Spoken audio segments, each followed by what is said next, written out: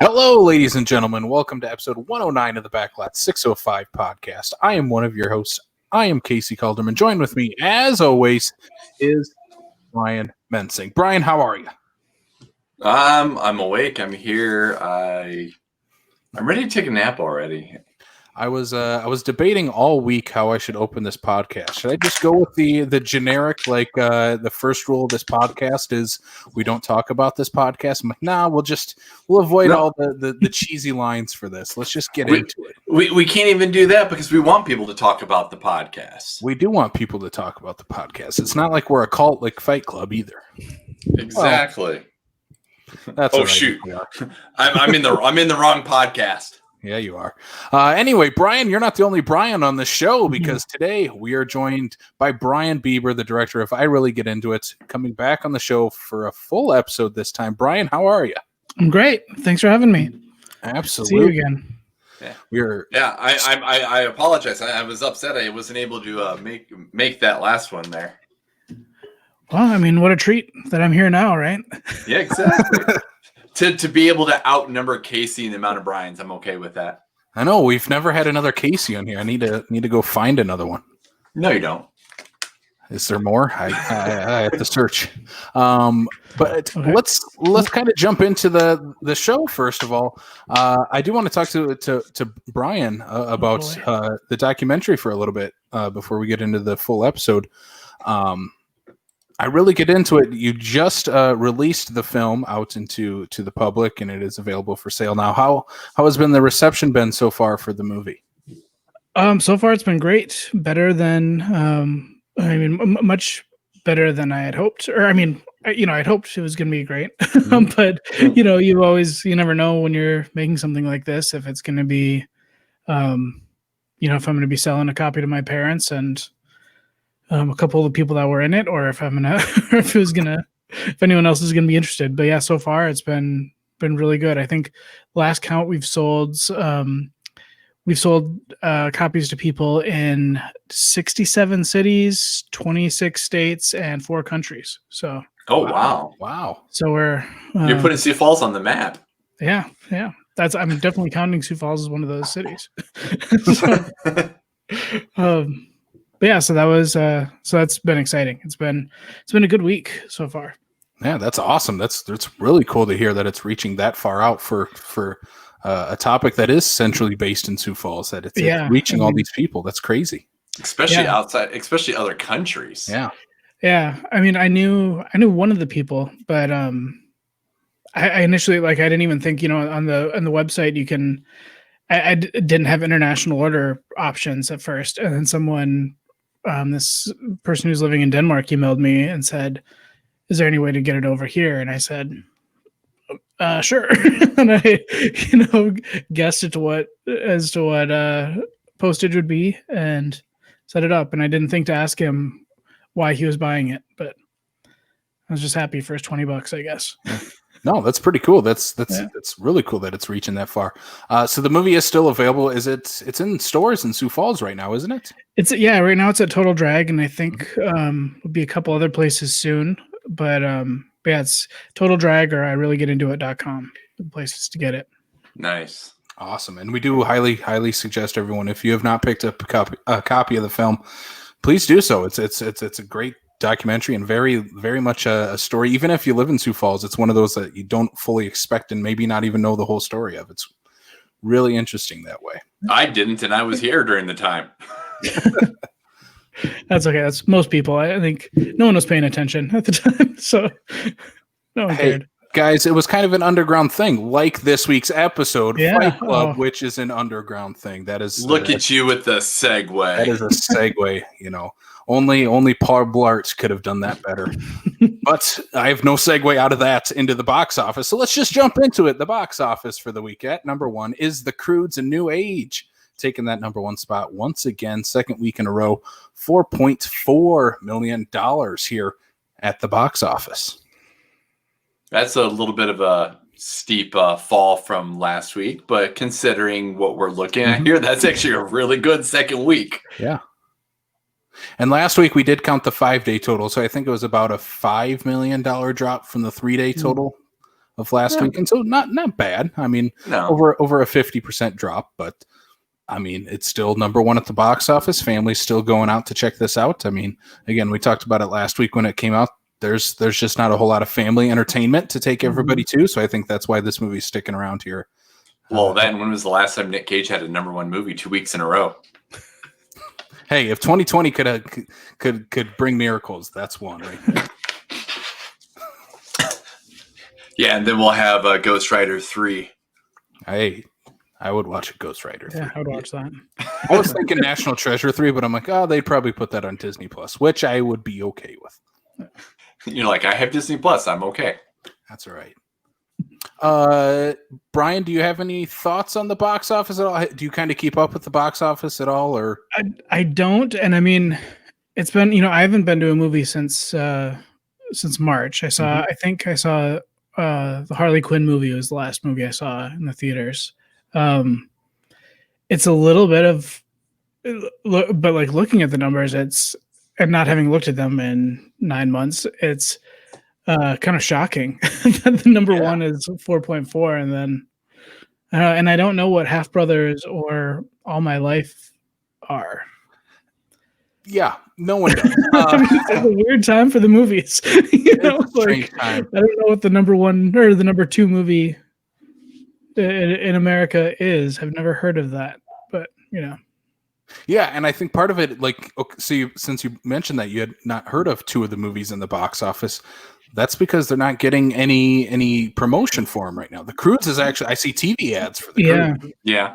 And I think that is helping out. I think that's one thing that is separating the Croods from anything else in the box office right now. They're running TV ads. Yeah, I mean, and I've seen the money to run them. Yeah. Yeah. I've seen I've gotten served up ads, in social media for Freaky. I've seen a lot of like digital ads for that. I've seen the trailer, and that looks fine to me. I mean, although I should say that like it reminds me of like Happy Death Day, which I didn't think I was going to be very interested in, and then I was really pleasantly surprised when I saw that. Mm-hmm. So maybe it's another case of that. Let's kind of cruise our way through the box office here. There's not a whole lot to talk about besides the Croods at number one here. Number two is Half Brothers, which is a brand new movie, opening up $720,000 at the box office this past week.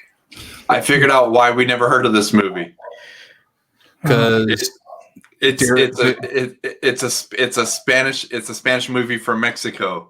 So it's probably one of those ones that they're throwing into the cineplexes because they're like, well, why not? Yeah, it has the gentleman. What's his name from the Overlord remake? Is that? I think he's the star, if I'm not mistaken. And if I am super racist. You're mistaken. Am I mistaken? What is he from then? So far, I'm looking up names and I don't see him yet here. Maybe I'm thinking of a different movie. Yeah, probably, but that's okay. I don't know. So yes, Spanish-speaking spoken language film in the United States. So I mean, for number two, I actually think that's pretty good. Pretty good, yeah, man.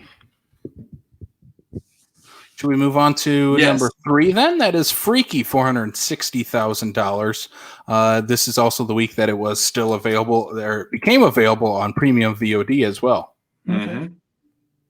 So I still think that's pretty decent considering the fact that it's it's mid-November is when it came out, and it's also available at home, and so I think this is pretty decent. At least some people are like, hey, I want to go enjoy this in the big screen. Mm-hmm.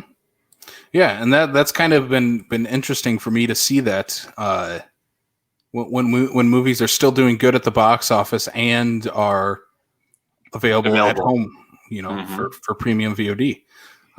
Still about $500,000 at the box office. It's also been its fourth week out. Mm-hmm. Well, I was gonna say it came out November 13th, that Friday the 13th. Yeah. So it's fourth week out in the box office. Number four is All My Life, $350,000. All My Life. I don't. Yeah. I was like, what is that one? We talked about it last week, Brian. It's the one that has Happy Death Day star Jessica Roth in the movie. Oh, that's right. It's one of those. I really like with Jessica Roth. I do. But it was one of those ones where the name of the title, the film itself was just all like, oh, I've seen it before, and my brain kind of went that way. It's a generic title. Mm-hmm. And then a not generic title is number 5's The War with Grandpa. Bobby De Niro back in the box office once again, $329,000. Can Mr. De Niro keep it going? We'll see. He's gonna try. As soon as War with Grandpa leaves like the top 5, he's gonna come out with some sort of movie we didn't know about. Will come out and just be like, "Hey, I'm still here." Meet the Parents 5. Hey, if there's more Meet the Parents, Meet the Fockers, I would be completely okay with that. I've actually never seen whatever the third one is. Yeah. What's the third one called? Is the third one? Is that Meet the Parents? Meet the Parents, and then Meet the Fockers, and then Meet the I don't know what little Fockers. Little Fockers. Oh, wow. Just give me more Dustin Hoffman as Ben Stiller's dad. So kind of looking at the box office here, Bobby De Niro, as far as 2020 releases go, The War with Grandpa would break into the top 20, taking out the late runs of the 2019 movies. If not, maybe top 15 for The War with Grandpa, and it's barely making any money. It's at $17 million total, and it could break the top. It is in the top 20 of 2020. That's how crazy this year has been. Wow. Yeah, Bad Boys for Life, that came out in January, is still our domestic highest grossing of the year, $204 million. Because Bad Boys for Life was amazing. I will take your word for it, Brian. I feel like I missed the first. I don't think I ever saw Bad Boys or Bad Boys 2, so I feel like I kind of missed. I missed my window for really appreciating it because, it's like one of those things where the hype is. I don't even know if you would call it hype, but there's like a fandom established for it, and I was like, I don't know, a little bit. I don't know if you can come in at 20 years later or whatever and like really get the experience. You need to. I think it depends on your appreciation for Joey Pantoliano, because he absolutely is like the icing to the cake for that, for being their boss, their police chief is fantastic. Again, I will take Brian's word for it. It's not a horror movie, so Casey doesn't care. No, it's a Bad Boys movie, so I don't care. Topic for a different day. We have discussed it before. Let's move on, though. Let's move on to the news for the week. We do have quite a bit of news to talk about. Brian, what do we got first? We got some weird news, some good news, some strange news. The first one I will go with, which I didn't even know this was even going to be a thing, but I guess that they are working on a Toxic Avengers reboot because we need more Toxic Avenger. And of course, Casey's like, yes, we do. Yeah, we do. But the fact that we got Peter Dinklage to star in the Toxic Avenger, it has been a really, really, really, really long time since I've seen anything Toxic Avenger, and I'm trying to figure out how Peter Dinklage is supposed to fit into the Toxic Avenger mythos, and He's how we're the Toxic Avenger.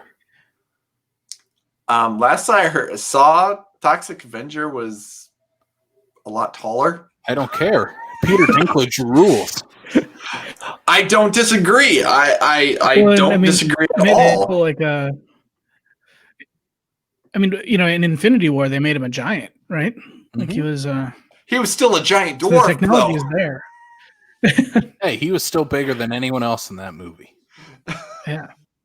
I do love this idea. Peter Dinklage is a star. I love Peter Dinklage, and to see him more than likely playing the Toxic Avenger in this movie, I'm like, yeah, give me this. My only conceit is half the budget should go to Peter Dinklage, and he should get paid like $2 million. The rest of the movie should, in total, cost less than $5 million.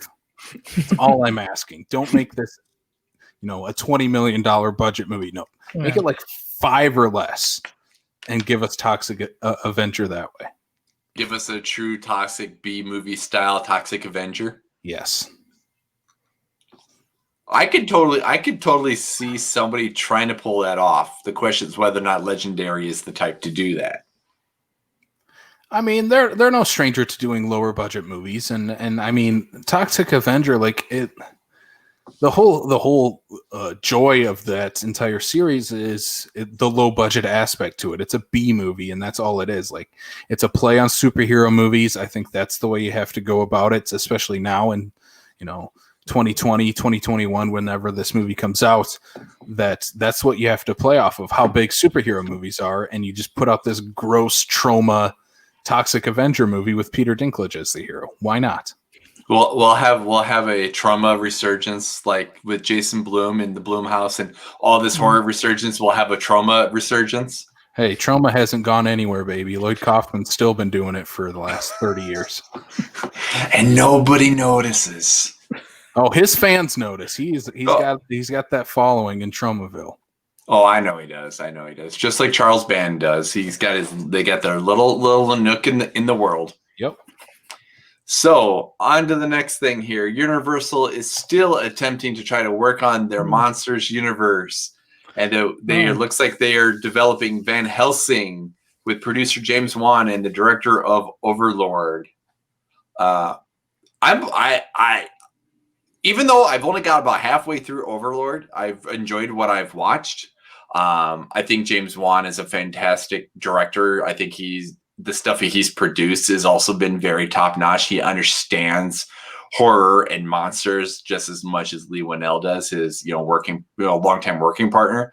And I think they could potentially pull this off. And if they keep doing what they're doing for the sake of like Invisible Man and making these more episodic, more standalone than trying to make a universe, I could totally see this working. Just bring back Hugh Jackman. Please don't. I would watch this in a second. I'll watch a Van Helsing reboot. Why not? Right? Well, I mean, when you with the bar as we had it with the Hugh Jackman one, you can't really go much further down, can you? Yeah, Tom Cruise did. Damn it, you're right. I do love this news. I do like that Universal is kind of putting their traditional monster universe in the hands of James Wan and Lee Winnell, because they're attached to pretty much every movie they're doing with the classic monsters, Dracula's, the Frankensteins, and everything that goes along with them, including Van Helsing. I've not actually watched Overlord. I've heard really good things about it. I liked it. I thought it was a lot of fun. Yeah, it's been on my watch list since it came out, and I'll have to check it out for sure before this movie hits screens. But it'll be interesting to see where all these movies end up as we continue going forward with the next piece of news, especially. But The Invisible Man is still one of the highest grossing movies of the year. Granted, it's been a strange year, but that still goes to show the power that these monsters still have. And I'm not too keen on Van Helsing getting his own movie, unless this is kind of our connected universe between this and the Dracula movie that's supposed to be happening, which I believe James Wan is also a producer on. So maybe that might be our connection here. Are these all contemporary? Are they all set in the 21st century, or are they all? Don't know. Oh, okay. Don't know yet, and that would be the part I would find very interesting, is if they do kind of modernize them like what they did with the Invisible Man, and just give them a fresh coat of paint. We've done the classic monsters before, so for the sake of Dracula, I would be completely okay. As much as it's not a great movie, it's one of the things I liked about like Dracula 2000. It was a modern take on a classic monster. But no, I mean, but also for the sake, if we do go period piece, and like I said, I only watched about half of it, which I still hit myself thinking that I haven't finished it here, is Overlord is a great period piece. Like it's very good for the sake of the war aspect of it and whatnot. And if we do go classic Van Helsing, whatnot, I think he could easily pull it off. It would be cool. Like, that's what I was thinking too. I'm like, what if they set this during World War II and have the Van Helsing movie set then? Like, he's in Nazi Germany or something. Like, that could be very interesting spin on Van Helsing. Like, I would be all for that. Adolf Hitler is actually Dracula? I'm not saying that, but I don't know. Hitler liked to mess with all that occult stuff. Maybe Dracula's involved somehow. Who knows? There you go. Right. All right. Let's get to this big news here, though. I was going to try to, and then you interrupted me. The big news here is Warner Brothers has indicated that come next year, 2021 slate of films will be dual release films, in that they will have a hybrid system of being in theaters, but also debuting on HBO Max the same day. Basically, what they're doing is that for a 30-day window, they will be available for dual release. After that 30 days, they will be removed from HBO Max while they continue their theatrical run. Then at that point, they do home video or streaming, whatever the case is. But this is a big thing because we're talking James Gunn's The Suicide Squad, The Matrix 4, Kong versus Godzilla, Godzilla versus Kong, however we pronounce it, Dune. The first one that we're actually going to impact by this year actually is going to be Wonder Woman 1984 when it debuts on Christmas Day here. So those big, huge tent poles that Warner Brother has for the sake of the next year is all going to be on our home screens if you've got HBO Max. I'm on the fence about this because I want people to go to the theaters, and I want people to know that they need to go see some of these movies, especially like Wonder Woman and Dune, The Matrix. These are movies that are meant to be on the big screen. But until things are a little bit more settled down, I'm the kind of guy who's picking and choosing what he's going to go to the theater to go see based on how much I think it's going to be busy, because I don't necessarily want to be around that many people right now. And you know what? I have HBO Max, and, I think I will be comfortable sitting in my chair watching Wonder Woman at home and then maybe go see it later on on the big screen. I still want to see it on the big screen, but, right now it's that kind of time where I think this is just Warner Brothers going, we need to do something. We need to get this content out. We can't hold on to all of this content for 2 more years, whatever the case is. And they have their own streaming service with HBO Max, and they're like, well, here's what we're going to do. Yeah, as far as a business move goes here for both Warner Brothers and HBO, this is a brilliant move on their behalf. I think this is one way to not only catch up to like Netflix or Disney Plus, but at this point for new release movies, you're the top dog at this point if you're Warner Brothers. Like this is huge news. We're looking at Wonder Woman, The Suicide Squad, The Matrix 4, Dune. Like these are movies that could easily be the top, all 4 of those in the top 10 box office grossers for the year. And that is massive to have those available for the first 30 days on your streaming service. But I mean, if someone's paying $15 a month or whatever for HBO Max, that's two, less than 2 movie tickets at this point for the price of tickets. So that is a genius business move on the behalf of Warner Brothers. Yeah. And it is a huge drastic change for movie theaters going forward, because this is going to hurt them massively. We're still getting all these movies released simultaneously in theaters, but I don't know if I'm an average Joe consumer and I have HBO Max already at home and I get the option of watching it in my home with my own food and snacks and can pause the movie, and I have 3 kids at home, I'm probably staying home and watching Wonder Woman 1984 or The Suicide Squad. I'm not going to run out to the theaters and spend, in many cases, $60-$70 with that many, kids and stuff, So this just makes great business sense for Warner Brothers, but changes the landscape of movies, maybe forever. This could be a drastic change for everything going forward. I was surprised that they committed to an entire year of releases this way. I thought that was kind of shocking, considering some of the titles too, like Dune. I think this is one of those things, though, that we're still, obviously, with the sake that the vaccines aren't out, we still don't know what 2021 is going to bring.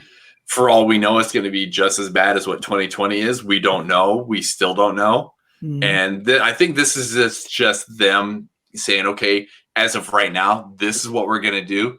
Because who's to say 6 months from now, they don't say, hey, you know what? The landscape's different now. That last half of the year, we're going to go back to the traditional. But at this point, you can't do that. If you're Warner Brothers, you have to commit to this. One, it's false advertising. You'd be having some lawsuits coming at you. But two, if you promise people that, they're going to sign up this month for all these movies.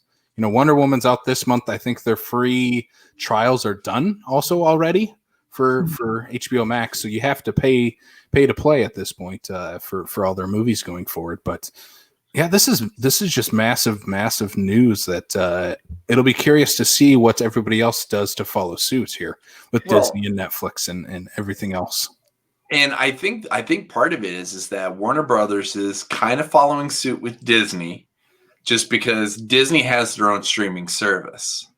Warner Media Company is the one that owns HBO and HBO Max.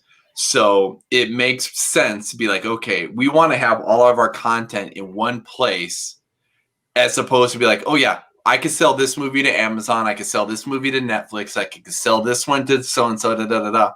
And as opposed to be like, you know what, we want to have all of our stuff in one place where everybody can go. And hey, it just so happens that we're the ones that happen to manage that service as well. So I think that's probably why they went the route that they did, as opposed to, because Amazon is the one that offered like $200 million for Godzilla versus Kong, and they're like, no. So they've been thinking about this for a while. Mm-hmm. Yeah, this has been something that I think everybody else is going to have to play catch up to, because I mean, Warner Brothers, I give them props. They took the biggest risk this year as far as releasing a movie in theaters. They released Tenet in theaters, not dual, streaming and theaters like other big movies this year. No, it went straight to theaters, and that was it. And I think they took the gamble on it, didn't pay off, and I think they kind of restructured their plan going forward after that. And I think Wonder Woman, which is the perfect one to test this new model of releasing movies on, it's the perfect one to do it on. And then going forward, you're going to have people hooked with Wonder Woman, and then going forward, you have, I think it's 13 movies in total or something like that. Something. I mean, it was quite a bit. Yeah. I mean, Lin-Manuel's In the Heights was in there. Mm-hmm. All sorts of stuff was in there. I mean, Conjuring 3, Space Jam 2 is in there. Oh yeah. Yeah, there's some hyped releases in there, especially some sequels, and I think releasing, you'll probably have one a month on HBO. That is huge for this company. And Disney, I think, is not far behind. Black Widow will be releasing on Disney Plus if I had a bet on it. At some point after this news, I'm more likely to side with you now after this than if we would have had this conversation a month ago. Mm-hmm. And I mean, because January is the WandaVision TV show, right? Yeah, something like that. Yeah. I would say, because I think Falcon and Winter Soldier are like early 2021. Yeah, so I think I would bet February, March we're seeing Black Widow on Disney Plus. They have to. You got to catch up now. I guess we'll find out. As kind of lame as this sounds, because there are obviously bigger things to worry about in these times. The sense of almost like calm that it gave me when they just announced that all of these are coming out. They're all going to come out on HBO Max, and I just thought, well, like you just said, I just had this feeling where I'm like, well, I know that they're coming out. It's not going to be New Mutants or, or like I'm not going to be wondering when all of these movies are going to come out again. Like I feel like that's like all year they've just been like kicking these releases down on the road, and like you mentioned Black Widow, and I completely forgot that movie even existed. I was seeing trailers for it months and months and months ago when I was in the theater. So I don't know. So it's almost just like a reassuring feeling where I'm like, well, at least we can count on like big movies coming out, because I miss that. I miss like having you kind of get used to like big popcorn movies and it's I'm on my past 9. Yeah. And that's something that I as a movie fan have been missing this year. Is I always felt an anticipation for a new movie coming out, and we have not had that. Yeah, well, and I've I've rented a lot of indie movies that have been fun too, but it's also I guess I don't know, maybe I'm not snobby enough, but I like big dumb movies too, and we just haven't seen. So it's nice to know there's some big dumb movies and some like big maybe smart movies coming out, and you just know they're coming, And I think this puts Warner Brothers and Disney are in a unique situation because they have their own dedicated streaming services like HBO Max, like Disney Plus. But it's like, depending on what happens, what's that going to say for like the other big studios like Paramount and Lionsgate, Universal? These guys, they don't have that infrastructure. So, do they like, for instance, like the Fast 9 is a Universal film. Do they take the loss and sell it to somebody? Or do they take the risk and try to run it here over Labor Day weekend here come next, or not Labor Day, Memorial Day weekend? This next year, I'm guessing those other major studios that don't have the infrastructure like these two do are scrambling to figure out what they're going to do for 2021, probably because of what they saw Tenet do, because of what they see Warner Brothers doing, what they see, Disney doing. And they're like, we don't have a plan B. So I'm curious to see what all these other studios are going to do.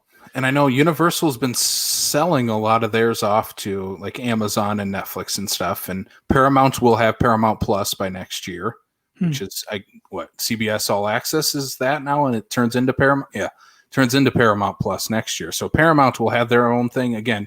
I think the big services are going to have to either try to pump out your own streaming service or do what Universal was doing all year and do the premium VOD releases simultaneous with the streaming or with the theatrical releases, which I think is also a great idea. And I think all in all, what this is going to prove is that theaters aren't going away yet.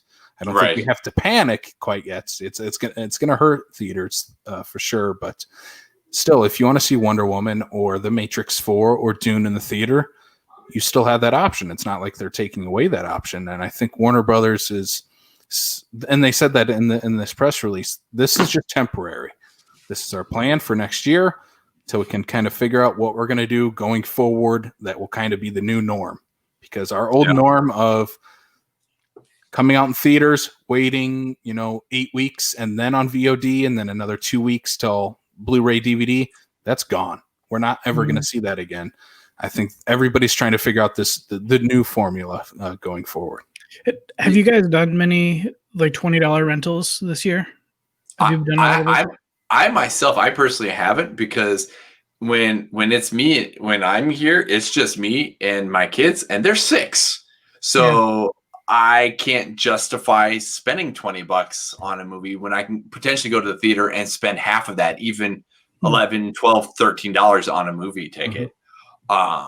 Trust me, there's plenty of movies that I would love to be like, oh yeah, if we had like 2 or 3 people, because you can fit 3 people in the living room and be fine and whatnot. But like, no, I mean, it would be nice. It really would. Yeah, I haven't pulled the trigger either. Again, if I'm paying, I'm kind of like, if I'm going to pay the $20, I either want to own it or have the theatrical experience of it, and that's just. But again, if people like, I can see why that's a huge thing this year for so many movies. It's massive that all these big releases like Onward did it early on in The Hunt, and we're still seeing it now, all these premium VOD releases like Freaky this past week. I think the only one I can think of, my wife and I got Antebellum. We spent the $20 on Antebellum, and I think that was because we don't rent a lot just because we have so many streaming options, but then there's something about, like it's like a Saturday night and, like our daughter's at grandparents, and then like, well, we can't have a proper date. So then you just think about how much an actual date night would cost. You think like, well, we'll get some takeout and spend $20 on a movie and we're still ahead, Yeah. And see, for like instance like that right there, Absolutely. I consider that the justification. Like, like Casey said too, like if you were to say Onward, for example, kids movie, you got a family of 4 going, mom, dad, 2 kids and whatnot. That's easily $50-$60. Yeah. And you're like, oh, I'm going to spend $20 on renting it. Absolutely. But it is at that really weird price point though, too, where I agree with Casey though, too. It's like for that $25, I also would be like, well, cool. I want to be able to basically, that's like a buying price. So, the paying more money is my privilege. I get to watch it sooner. Fine. I'll wait a little bit. That's exactly what I did with Mulan. Mulan just became available on Disney Plus for anybody who's got Disney Plus subscription. Cool. I wasn't going to drop the $30 on it because my kids weren't going to sit down and watch it with me. So I couldn't even justify that at $10 per person. That $30 was a rental cost, right? Was that a rental? Yeah. Or is that, that was a purchase to your Disney Plus account. Okay. So if you ever drop Disney Plus, you'll lose the movie. Okay. So that kind of will leave me into. I mean, we can kind of transition that into coming soon because we can kind of talk about. We didn't talk about Mulan, which is available now on Disney Plus after having that $30 price point earlier in the year, which I think is a awesome move by Warner Brothers. Seeing how Disney did their big releases, Warner Brothers like, no, we'll just put it with the streaming service because as far as we understand, Mulan did not do very well with that $30 that's price. Nice. That's like it was not a great price point for that movie. The only reason why I think they even semi justified that price point is because like HBO Max is $15 a month. Disney was $7. That sort of thing. They're like, well, you don't pay a whole lot, but if you want this sooner, I think the part though was the $30. If they would have come in around 20, I think it would have been a different conversation. I think it was because it was such a steep cost. The other thing that I think shot themselves in the foot was within a week of them releasing the $30 promo for it, they're like, well, you $30, you can get it now, But a week later, they're like, but in December, it'll be available for everybody. And again, like, I think that every studio is kind of on this learning curve with that. Warner Brothers took the gamble with Tenet. Disney Plus, I definitely took a gamble with Mulan. Neither one paid off. And I think going forward, this is probably the way every studio is going to look for, putting their stuff just directly on the streaming. All the prices of these streaming services are going up. Netflix, I just saw, just went up. HBO Max, I know after they announced this, went up. I think Disney Plus is still at the same price, but I don't think HBO Max went up. I think it went up like $1 or $2. Oh, I know that I'm still on my like intro year promo for like $11.99. Oh. So yeah, that one changed then.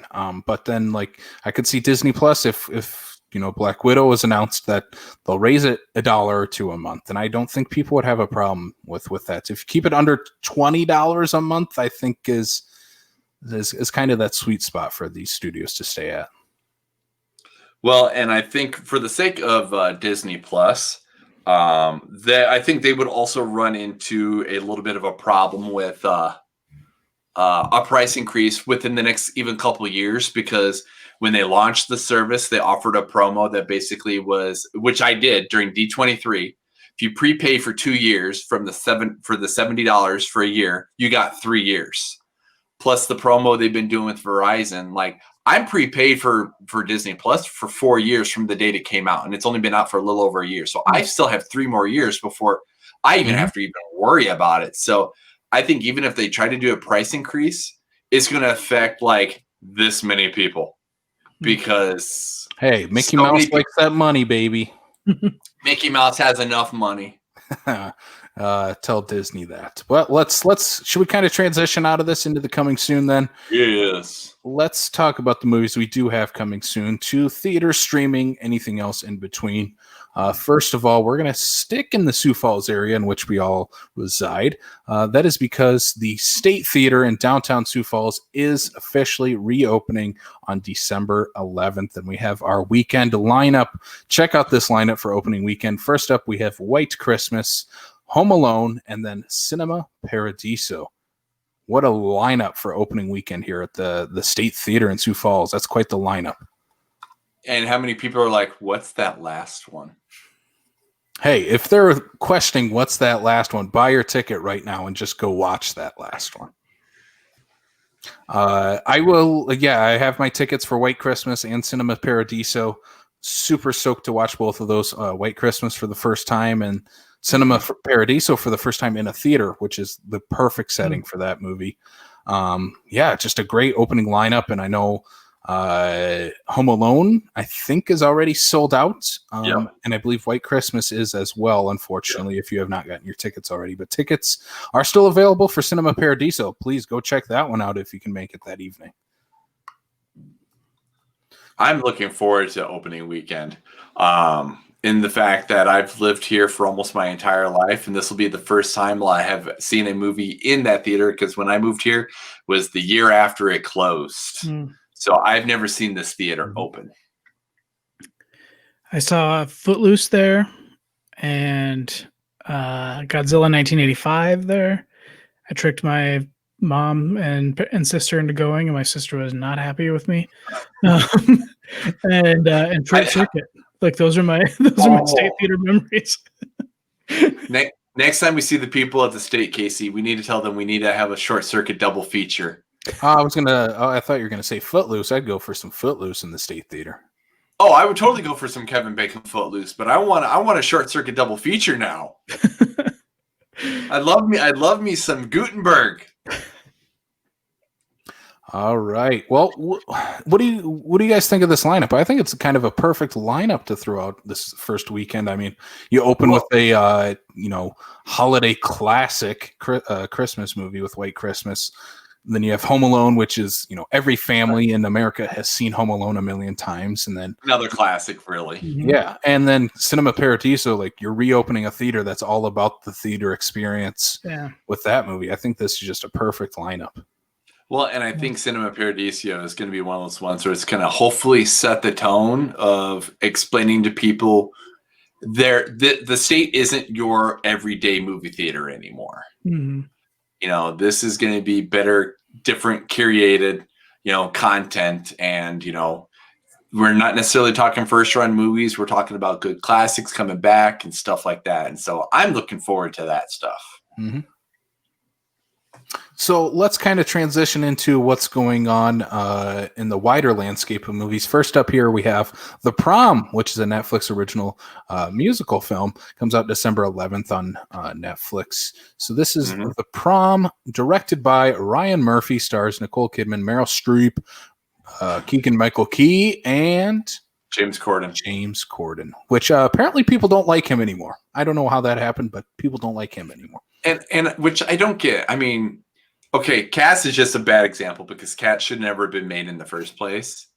But number one, it's not like he can't sing. It's not like he's not funny. It's just I don't get what the hate is. Like, okay, I did watch the trailer for this. I don't know if this is something I'm gonna run out to go watch right away, kind of thing or whatnot. But I do like Ryan Murphy. It looks entertaining. It's just that I'm probably us three are not the demographic this movie is aiming for. But the part I did find amusing about this is that we got Meryl Streep playing kind of like a pseudo version of herself, maybe not as as that she's this esteemed and knowledge award winning individual and whatnot. Granted, I don't think she's as pompous as this character makes her out to be, but I mean, it looks like an entertaining film. Mm-hmm. I was, when I saw Nicole Kidman, I just thought she's keeping busy these days. We just finished The Undoing, and she was in Big Little Lies. Yeah, that other seems like she's all over the place. Mm-hmm. And I noticed she's kind of transitioning more into TV, especially as of late. And I think, well, a lot of these big stars are doing so. But I mean, I won't call Netflix just TV, but this is a streaming movie. It was a Netflix property that they have. So I don't know. I'm not fully sold on this trailer. The cast is, good. I mean, it's Nicole Kidman, Meryl Streep, and James Corden. You can all think what you want about each of them. The Corden stuff, I from what I understand, I'm indifferent on the guy. I think he's fine. Yeah. Is that Hollywood got to his head really fast, and he kind of, pushed everybody aside that was helped him along the way up. That Hollywood story. But Keegan-Michael Key is in this. So I'm like, well, I kind of want to check that out then. I do like me some Keegan-Michael Key. Yeah. When is he not funny? I mean, well, that John Cena movie probably. And I don't know because they didn't really reference it whether or not if Nicole Kidman herself is singing in this, but after her bit with Moulin Rouge, I'm curious to see if she's gonna if she came into this going, I'm gonna try my singing chops again. Mm-hmm. And this will get that Glee crowd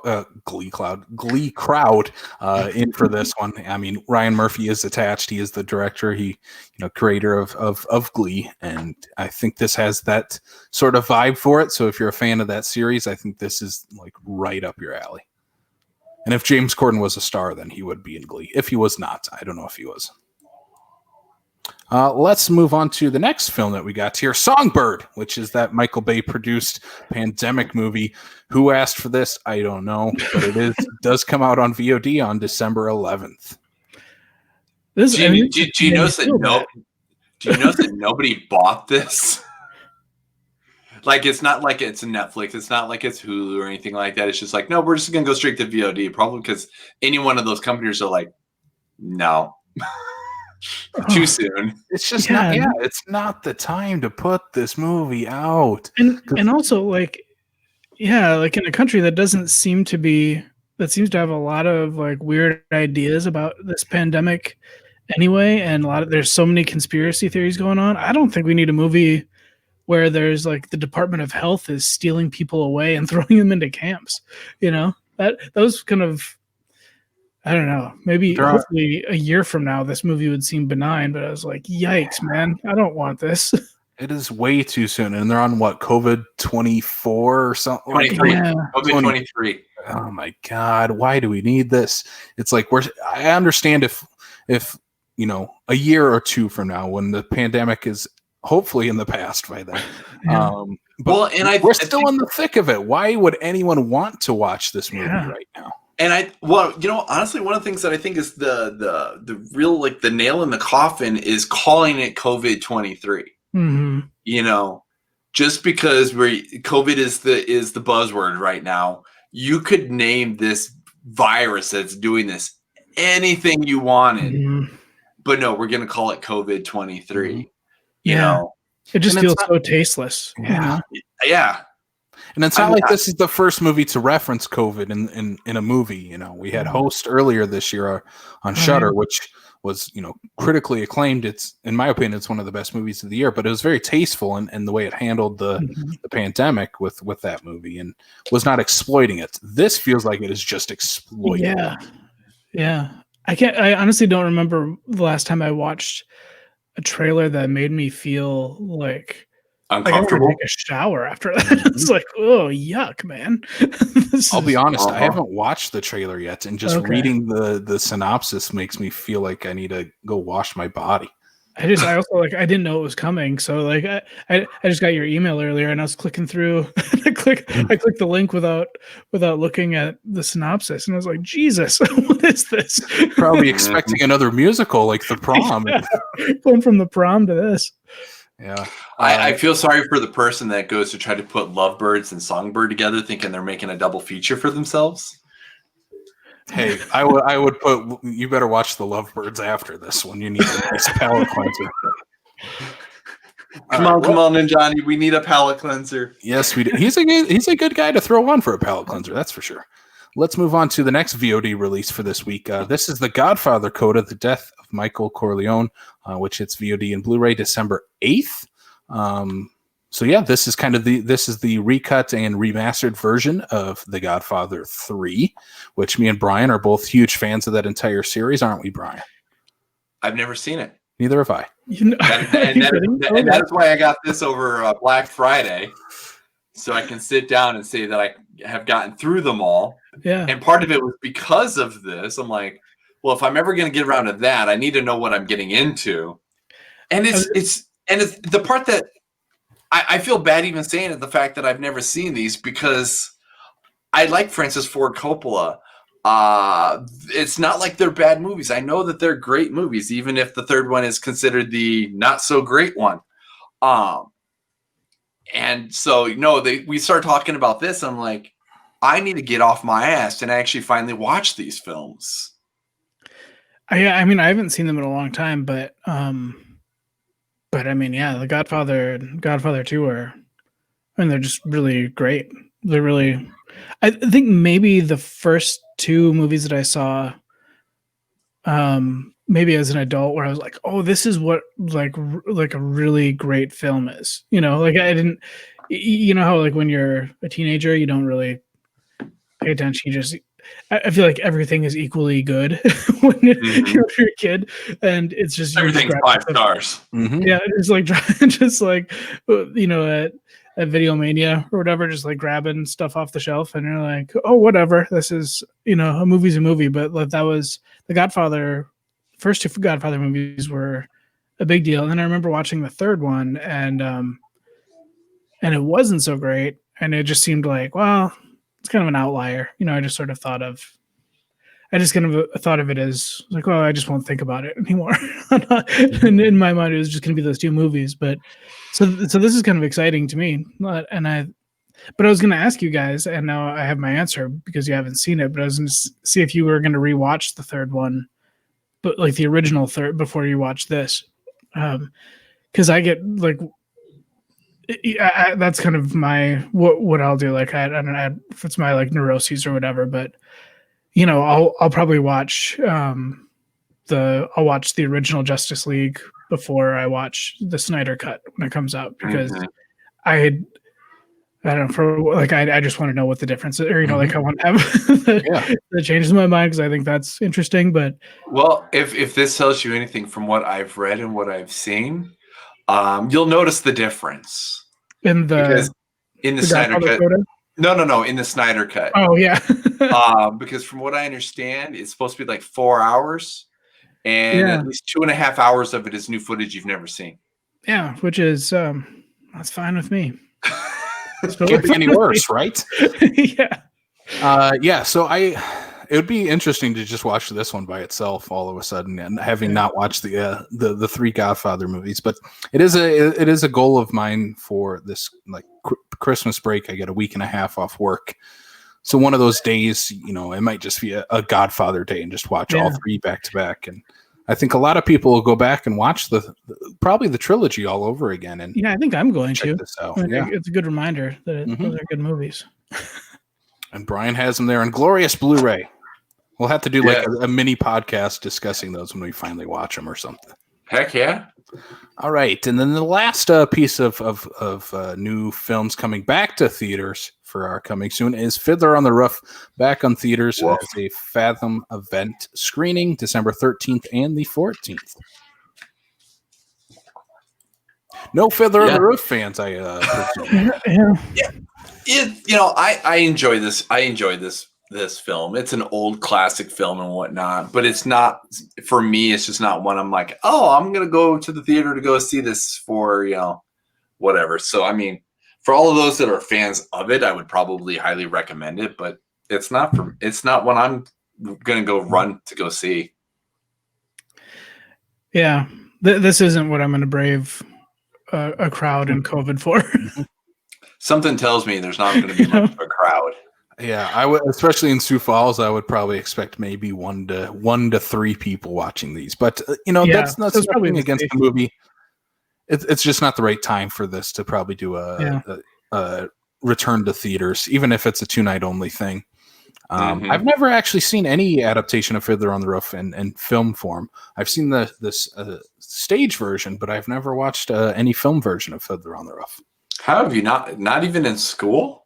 Not in school, no. I have not. I've only seen the stage version that one of my friends was performing in. Oh, all right. Yeah, I don't know. I don't know why I've never seen it. I've never seen the Godfather movies. Who knows? I don't know. But that is it for Coming Soon. That is all we have for this week. So if you want to check out our full Coming Soon article, it is available on backlot605.com.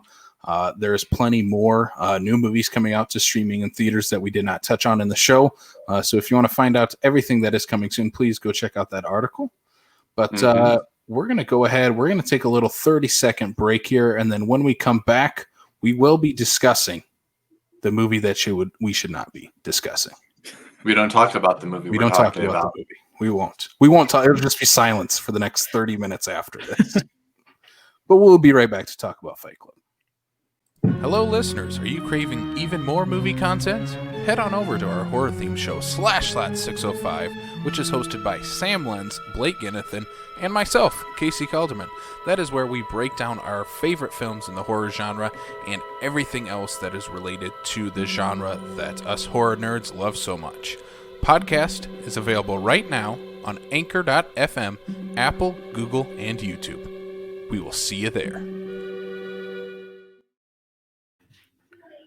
All right, we are back here discussing Fight Club from 1999 as part of our David Fincher series for the month of December. It was leading up to the release of Mank, which is available right now on Netflix, and we will be talking about that movie at the end of the month. But right now, we are talking about Fight Club from 1999, one of the biggest movies ever, and it is one of those pop culture movies that everybody knows about. Everyone's seen. Everybody knows the twist too. It's just one of those movies that is just ingrained in the American culture.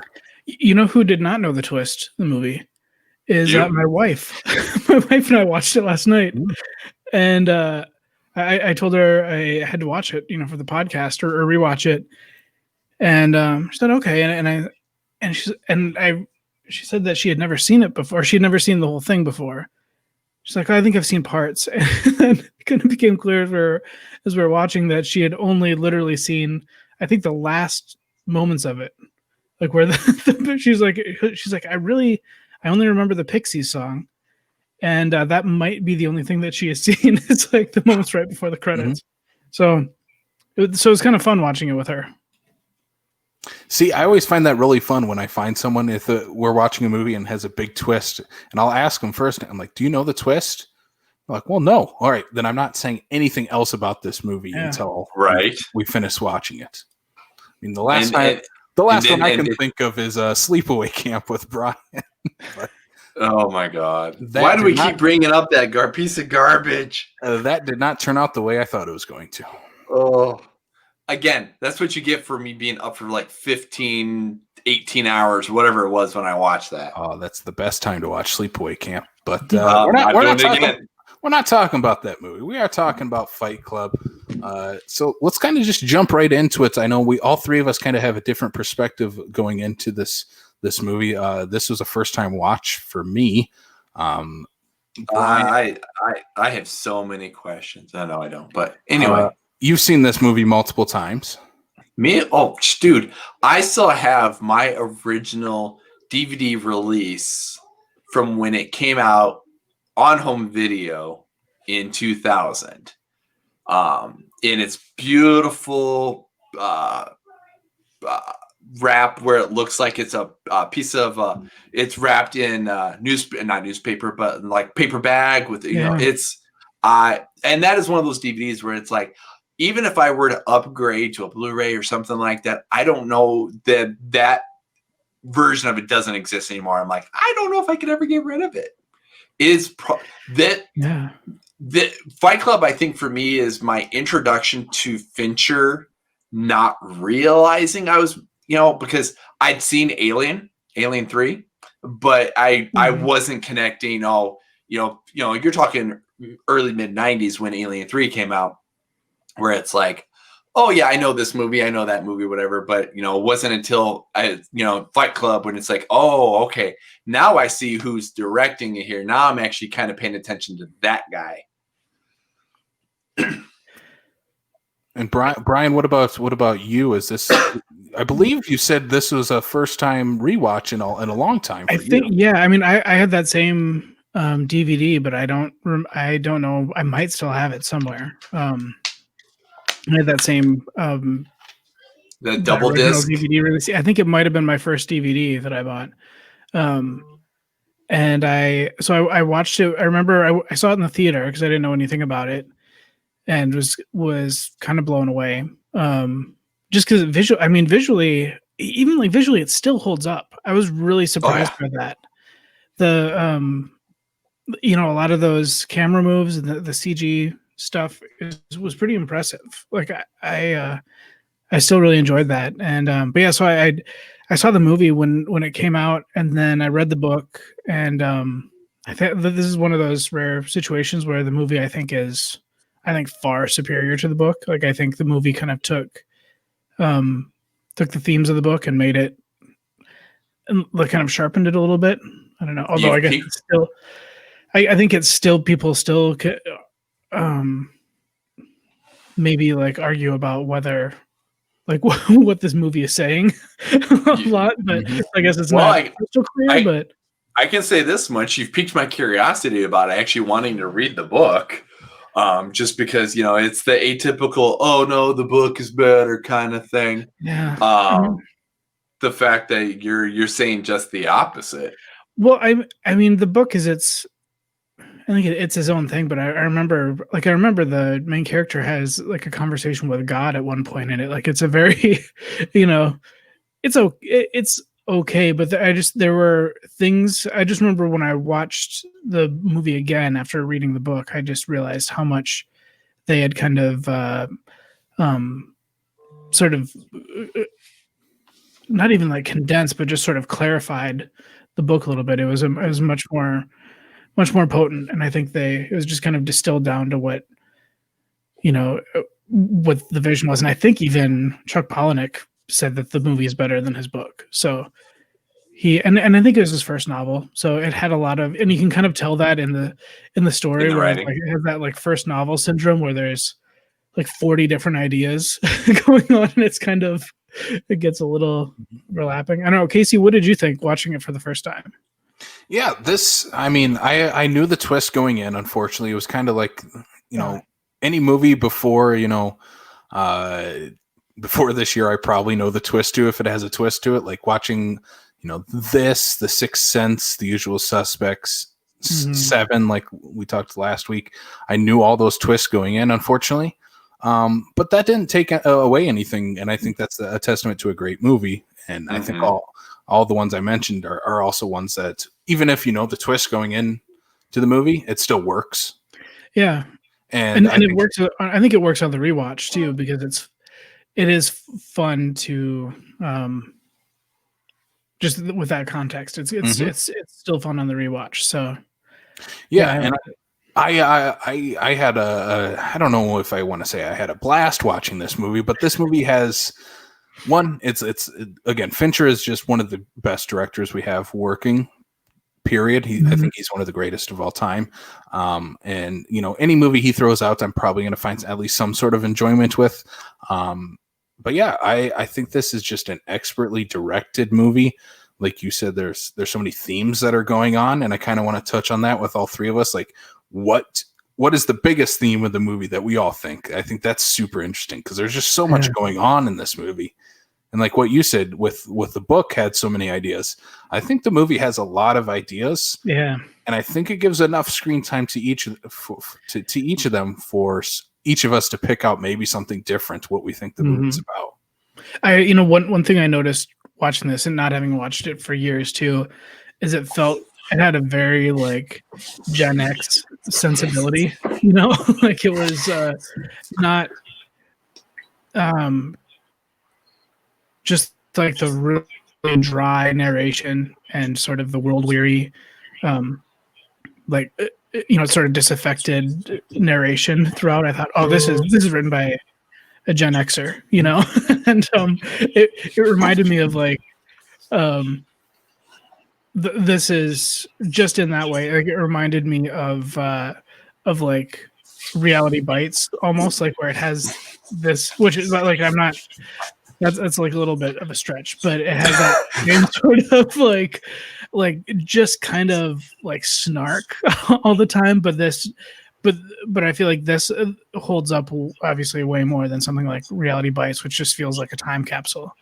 But that's totally a time capsule. You know, yeah. But I think that snarkiness that you're talking about, though, is one of those things that kind of helps make what this film, what it is, and why it holds up, though. Well, like, because I think there's more substance to it, because it isn't just like kind of whining. Like, cause there's some themes, like this, like the idea of like the anti-capitalist themes in it, I think resonate now as much, if not more, than they did, you know, back then. I mean, one thing we're kind of struck by is like, you know, he's in this like awful, it's supposed to be like this awful, like, you know, soul crushing job, and he has a much nicer workspace than almost. I was like, oh, people would kill for you know, a cubicle or an office like this guy right now, you know, and like the stuff that he's talking about, I was like, he's got a pretty sweet gig, according to, you know, like, and he's complaining about stuff that we wish we had. Yeah, exactly. But there's a lot of like this idea of, you know, sort of being told what to do, like the conversation with the two of them where Brad Pitt's in the bathtub and, you know, talking about how his dad, you know, told him, you know, go to school. What do I do next? Get a job. What do I do next? Get married. What do I do next? And he's like, I don't know, you know, just kind of like, and that's sort of, I think that still totally resonates, and it's totally legitimate, where, you know, we are kind of being, you know, pushed into like jobs that maybe a lot of us don't necessarily want. I don't want to, like, I like my job, I'm lucky to like enjoy my job, but you know, like we're a lot of people are like working jobs they don't like, and they're buying stuff so they can afford things that they don't need, you know, like it makes sense. It's just kind of, but then it's interesting how I don't know, like to kind of blow that out. Like I just feel like this movie sort of takes all like a lot of ideas and expands them in all directions, and that's why I think it's a lot of people don't really know what to do with it, and they're like, is this, you know, is it glorifying toxic masculinity? Is it a critique on it? And it's like, well, it's kind of looking at things from all angles, and it's sort of tough to get a handle on it. I think this would be one of those kind of movies. I think that 20 years later, 21-ish years later, I think this movie would be a lot harder for them to make because of the differences of now versus in 98 when, you know, Fincher was working on this. Well, even looking at this year when the movie came out, I mean, 1999 considered one of the best, if not the best, you know, years in cinema. Even comparing this to other movies that I think fit the same kind of thematic structure in a way of the disgruntled, on the surface level, the disgruntled office worker, basically going on a new adventure and trying to find themselves along the way. I mean, look at Office Space and The Matrix are that in very different genres than this. Yeah. Like those two with Fight Club would make a very interesting triple feature to watch all three of those back to back to back. Yeah. And it's just crazy that they all came out the same year because they are very thematically kind of tied together, at least a little bit. I mean, Fight Club has a lot more going on than like Office Space, that's for sure. But even I now want to see Tyler Durden. I want to see Tyler Durden and Michael Bolton in the same scene during a Fight Club. It's funny that you mentioned those though, because there are like the same that idea. I haven't seen Office Space in years either, but it's they probably have a lot more in common, sort of spiritually than they don't. You know, like this idea of like this job doesn't matter. You know, like that's. I mean, that's just kind of what. I guess that's what it boils down to. Is like, and that's what all three of them do too. Yeah. That's I want to see David Fincher's Office Space now. We need to see Ed Norton and Keanu come in and help beat up a fax machine too. That's what I'm saying. I want to see David Fincher's Office Space now. I mean, this is probably the closest we would ever get to that, which is all right. I mean, we should kind of jump into the plot of this movie. I mean, we kind of touched on it right there. That's the surface level plot, is that a disgruntled office worker, sick of his job, meets up with this new, cool, suave man who is kind of everything he wants to be, and is kind of just the bad guy that all the girls want to be with and the guys want to be type of thing. And they form this underground fight club that no one can talk about, and it basically evolves into this kind of, I would say it's definitely a cult that they develop into, and they kind of like a paramilitary sort of thing. Yeah, and they basically become domestic terrorists throughout this movie, and it is kind of Ed Norton's journey through this, trying to figure out where his place is in this entire world that is built around him. I don't want to jump into the twist quite yet. We'll talk about the twist, but even before we talk about that, when he's trying to figure out, to give purpose to his life, or to figure out what's going to make him cry, basically, as he starts going to all these support groups with people that he doesn't have a connection with, because one of the ones that towards the very beginning is he is in a support group with men with testicular cancer, and he's not there because he's got it, but he's just there because it gives him a reason to feel that he feels better about himself because he's not these guys. And the biggest reason why I want to bring those up, though, is because those meetings are the catalyst for Meatloaf's character, Robert Paulson, as well as Helen Bonham Carter's character, as well. That's where we meet those. So even before he meets Tyler Durden, he's already kind of met two people that kind of bring him down this journey along the way. Mm-hmm. And then those sequences where he does go into those, I think that leads into kind of one of the first themes of this movie, in many ways, is mental health and how we deal with that. I mean, he's an insomniac. He cannot sleep, and one of the ways he helps deal with that and cope with that is going to these self-help groups. And the biggest case is him, meeting up with Meatloaf, Robert Paulson, and giving his heart out to him, and that's kind of what gets him through a day. It's not a long-term solution for our main character, Ed Norton. It's just a day-to-day thing. And he goes to a different meeting every single night. And that's the only way he gets sleep throughout. And it's funny because then later in the movie, when he's talking to Marla, the woman he meets, who, in these, the kind of the love interest of the movie, and she asks him why he hasn't been going to the meetings, and he says, I've got a new thing I'm going to. So it's interesting. And that was something I didn't even really catch. I didn't notice that when I was 20, when I was watching it, that that he was trying to basically get in touch with his emotions or try to release his emotions.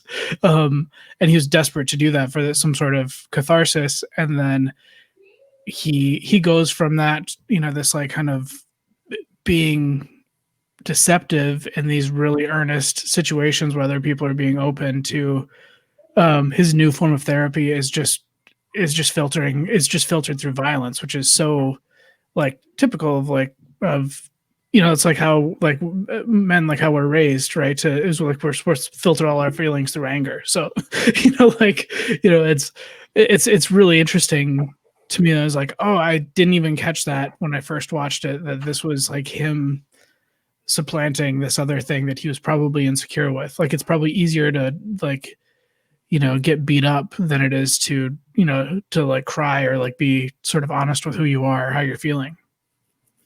Yeah, and he kind of, I do love those scenes where he is going to all these meetings, because again, those aren't necessarily long-term solutions for what he's going through. That's just, the day-to-day stuff. And then when he joins Fight Club, it's still a day-to-day thing, but it's, you're changing, you're getting beat up or beating someone else up. It's not anything different than what that's not long. Yeah, it's not long term either. No.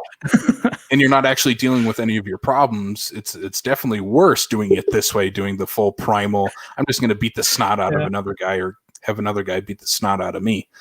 And yeah, I think that's definitely one of the big things this movie touches on is mental health and how people deal with it, and how they deal with like insomnia or depression or anxiety or anything else that you have going on in your life. And this is just this character's way of dealing with all these.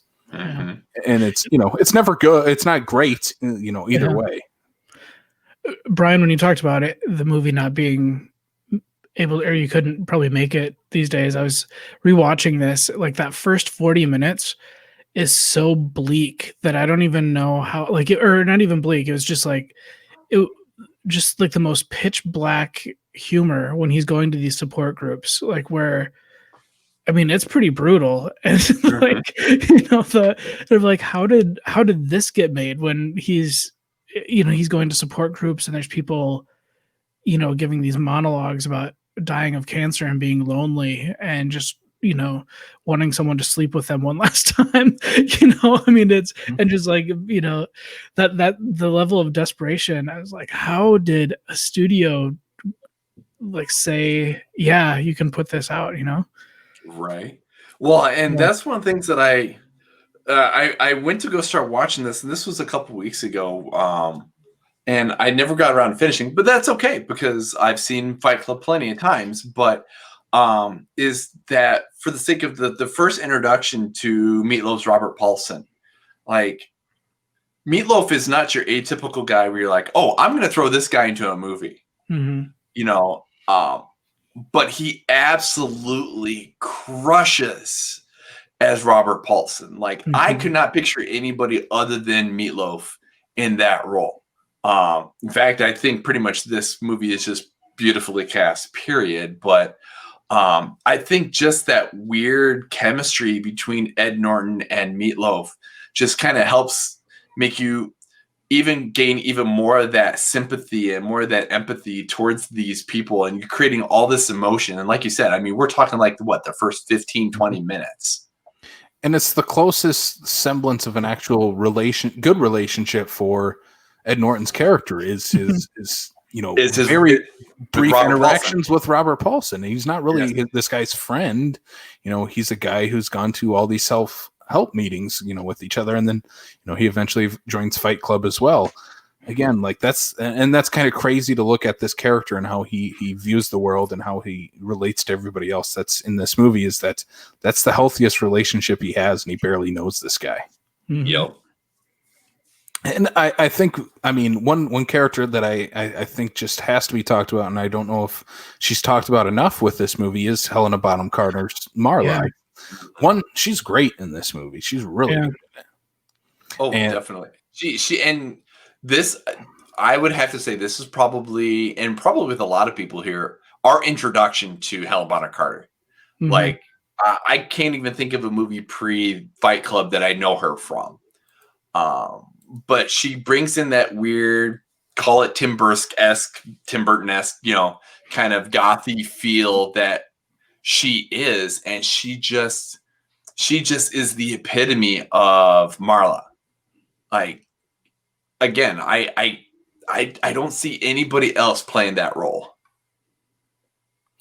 Yeah, I think she is just, and the way she interacts with everybody in this movie is really great. Like her interactions with Ed Norton, they have really good chemistry, these two.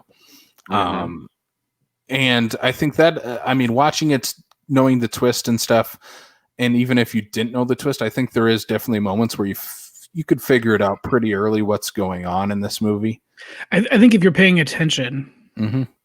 And again, there's glimpses of Brad Pitt throughout this movie before we ever meet Tyler Durden. Yeah, that could lead you to wonder, like, how is this going to fit in later in the movie?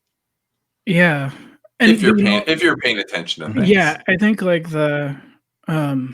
but there's also so much going on, just editing wise. Like that, I think this was the first movie I saw too where they were doing kind of meta stuff, like flashing, frames of Brad Pitt before he's introduced.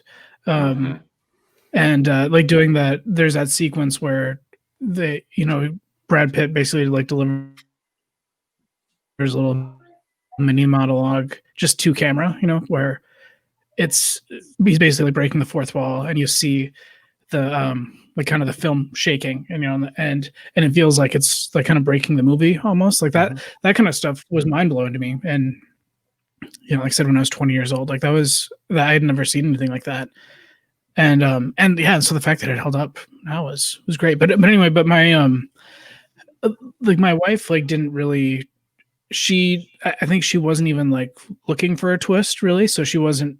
So I think she kind of had the same experience that I did when I first watched it, where it was it kind of unfolded and then it made sense. It's like any movie, like where I almost hate to call stuff like this a twist, because it's just more of, it's a plot point that that is, because it's completely earned. Like because on the rewatch you go back and it's nothing is ruined by it. It's just, it enhances the experience, No, that is one of those ones where when I originally saw it, no, I didn't see the quote unquote twist coming. And when I agree with you, I think it's more of just of how the movie evolves, but it's after how the movie ends and rewatching it that you can pick up on little things here and there to realize, oh, it was there the whole time. It was just the way it was directed, the way it was acted, that you didn't pick up on those things, at least on a conscious level, to say, oh, I see what's going on here. Yeah. Because of the communication and the chemistry between Brad Pitt and Ed Norton. And it's, it's one thing. There were a couple scenes that made me, there's a scene where Ed Norton, so Brad Pitt has told Ed Norton, like, don't talk to anybody about me. You don't talk to Marla about me. You never say anything. And then he and Marla are having this conversation in the kitchen that is kind of coming close to mentioning Brad Pitt, and he's down in the basement, like telling him to turn off stop the conversation. And as we're watching that scene, and I was like, this is kind of a horror movie. Like there's a kind of menace to Brad Pitt that I didn't ever really see before. And maybe it's like, as I get older, I think I get more sensitive to like to stuff, to things like that. But I thought, like, this is really, it's pretty creepy. Like this idea of this guy's life sort of spinning out of control and not really knowing what's happening around him. And then like those moments of like real menace. I think when I was 20, it was like Brad Pitt was just, it felt like he was this just id character, and and then he just gets out of control at the end. But then, watching it this time, I'm like, oh no, he's a scary villain, and he's really scary because he develops into this, he starts off as this sort of like fun, free spirit kind of guy that he's just like, oh, it's like this cool guy, and then, but then like by the end, it's pretty horrifying. And I think that evolution is so natural that like it makes sense. It makes like cults make sense a little bit. Like I think it all feels believable every step of the way, which I think is just good writing. Oh, go ahead, I was going to say one of the things that I picked up over the years and whatnot, and obviously correct me if I'm wrong, because this is going to be a lot more fresh in your guys' brains, but because of the way it was put together and the fact that they don't tell you right away that how this is supposed to unfold, how this is going to end, is the fact that you never see Marla, Tyler, and Jack all in the same room at the same time, with the exception of one scene. And that's a point where he's basically talking to himself because Marla is off doing her own little thing and whatnot. But otherwise, like that kitchen scene that you're talking about, as soon as she walks off camera and walks out of the room, that's when Tyler shows up. He talks about, we don't talk about me, or whatever the case is. He leaves, and that's when she comes back, because they never actually share the scene together. Yeah. Yeah, those three characters are not ever in the same scene together as far as interacting with each other during the same scene. And I think that's one of the genius parts of this movie, is that, Tyler Durden interacts with multiple people with Ed Norton right next to him. But I think the way that you can kind of bring the audience in is that you have one character that never interacts with both at the same time. And that's what makes this, the twist, the reveal, whatever you want to call it, to work, is that you have to have the one character that is never interacting with both. And I mean, even during the fight scenes, I think it's a brilliant way to showcase, what's going on in Ed Norton's mind in this movie. Is when the reveal happens, you show him, beating the snot out of himself, or in cases where Tyler Durden's giving speeches and stuff, it swaps out Ed Norton. And I think the reveal works very well, and even knowing it, like going in, like it still pays off in this movie. And I mean, a big part of that, I think, is the casting for this movie. Everybody has great chemistry with each other. Like Norton and Pitt are great together. I think they have great camaraderie with each other. The banter between the two, it works really well. And then when we get to where they're antagonists of each other, like that works even better, because Pitt is so, like, you've built up this brotherly relationship, and then when that unfolds and you see that they're butting heads, Brad Pitt is scary in those final sequences of this movie. And especially when he shaves his head and he looks like a cult leader, even more so. He is terrifying. He's someone. Have you guys seen 12 Monkeys? Have you talked about? Oh yeah. Well, I've seen 12 Monkeys. Somebody over here has a very big blind spot for Terry Gilliam films. Oh. I've not seen 12 Monkeys. No. It's great. And there was when I realized that Brad Pitt was an exceptional actor and not just a very handsome, just not a pretty face. I was visiting my parents. I think I was in college, and 12 Monkeys was on the Sci-Fi Channel or something. And there were the scenes where Brad Pitt's character was in the psychiatric hospital, and my mom, who was a behavioral health nurse for decades, she walked through the room and stopped, and she was like, "What is this?" And she said basically that he completely nailed and I don't know like what the diagnosis was, but she said it was like, you don't see someone get like the mannerisms right that way. Like usually they play up mental illness in like a really exploitative way, but he had these like the pressured speech that he had, and everything. Like she's like, oh, he knows what he's doing. Like he seems, and I think so. That's always that kind of made me look at him differently going forward. But it's kind of in the same way in this one, where I was like, this guy is so damn charismatic. And then you see, so when their relationship starts to crumble, when like Ed Norton realizes that Tyler Durden's doing things without him, like that he's setting up other clubs, and he's doing naughty things. Yeah, and like he sees him like talking with Jared Leto, like the way he used to talk to him. Like you see this, like it has like a very like platonic but like romantic feel, like where he's extremely jealous, and you can see this sort of betrayal that he's feeling. Like it feels real because their relationship feels so real. It's just I was just kind of I've said it before, I was just shocked that this held up. Like I was Well, and one thing I really get a kick out of too was that the way that they drew the Tyler Durden character before you realize who and what's going on, is that he's convinced all these people within the Fight Club that's part of Operation Mayhem to be like, if I start talking this way, if I start acting this way, if I start being Jack, we don't talk about what's going on. To be able to to have that going on, but to have enough of a conscience to be able to basically keep himself in the dark. Yeah, and then like when we get to those scenes, I think that helps build some of the other themes that this movie has going on, like the capitalism. Like when he's finally building all these other sectors and other cities, it's like, well, you're doing what you guys were fighting against in the beginning. They talked about early on, like the IKEA life that Ed Norton lives, and how another big subliminal thing in this movie is all the Starbucks cups in it.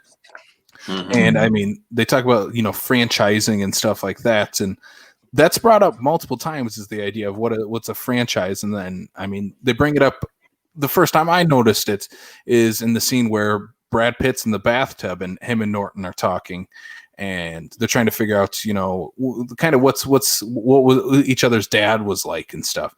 And Norton brings up his dad, and he says, "Yeah, I kind of knew my dad. He left when I was a kid, and it seems like every 6 years he'd go find a new wife and have a family there." And Pitt makes the comment, "Oh, he's dropping franchises everywhere."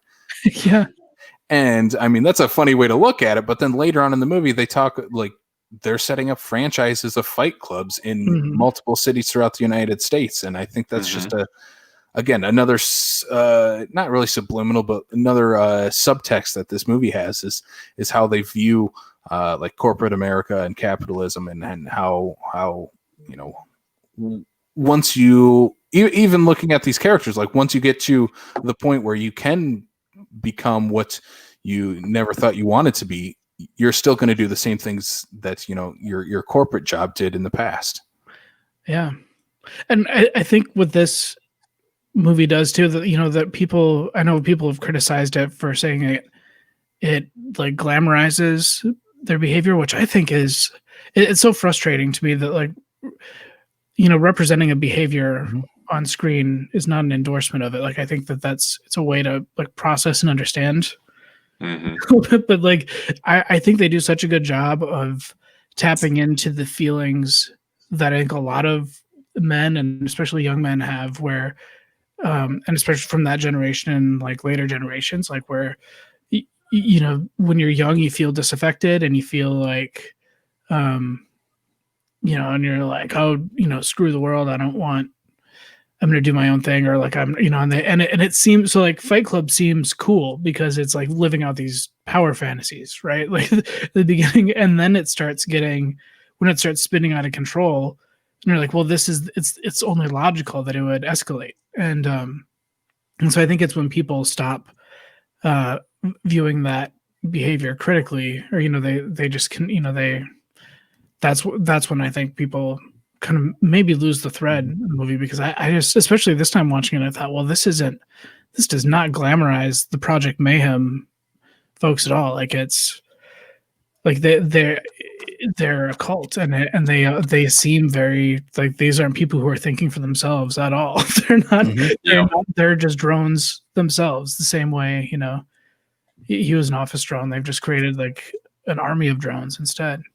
Oh, the scene when they bring in Robert Paulson, and like when they're making the soap and they're all in the kitchen and whatnot, is a prime example of where you realize you're like, no, he has a name. No, he was a person. No, you're not just a robot.